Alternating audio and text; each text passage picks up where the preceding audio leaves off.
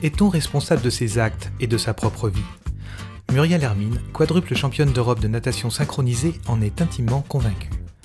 Dans son livre « Le défi d'être soi », un ouvrage écrit avec énergie et conviction, elle nous invite à sublimer ses échecs, elle qui a terminé au pied du podium à Séoul en 1988. Sa philosophie de la vie, elle la cultive au travers de sa triple expérience de sportive, d'entrepreneur et de coach. Apprenons avec elle à tirer les leçons du passé, sans nostalgie, pour mieux préparer notre avenir. Le défi d'être soi n'est qu'une réflexion personnelle sur les valeurs du sport qui m'ont construite depuis mes débuts. J'en ai tiré certaines conclusions que j'offre au lecteur. Charge à lui de le lire, de prendre ce qu'il souhaite. Je crois que le fait d'avoir d'abord fait du sport, de m'être convertie 3 fois dans ma vie, dans le spectacle d'abord, puis dans l'humanitaire et aujourd'hui dans la formation professionnelle et les conférences, m'ont permis de prendre conscience qu'il y a quand même des leviers qui reviennent et qui sont récurrents à chaque fois. Et il n'y a que l'action qui permet de savoir ça. Et vous savez, se mettre en action, c'est vivre. Vous pensez qu'il faut mieux, plutôt que d'être spectateur de sa vie, être plutôt l'acteur de sa vie? Il y a une prise de risque évidente qui fait qu'on peut prendre des coups aussi. L'échec est-il formateur? L'échec est extrêmement formateur. C'est dans mes échecs que j'ai le plus appris. Je vais vous donner un exemple.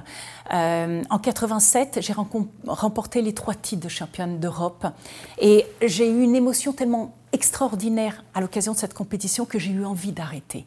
Tous se sont dressés en disant « mais tu ne peux pas t'arrêter, la seule médaille qui te manque, c'est une médaille aux Jeux Olympiques ».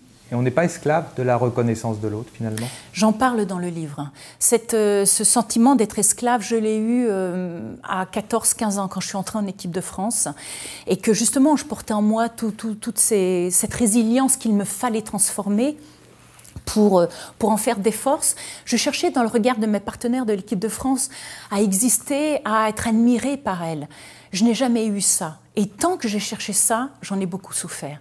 Alors, pourriez-vous nous expliquer comment on peut transformer une difficulté rencontrée en ressources?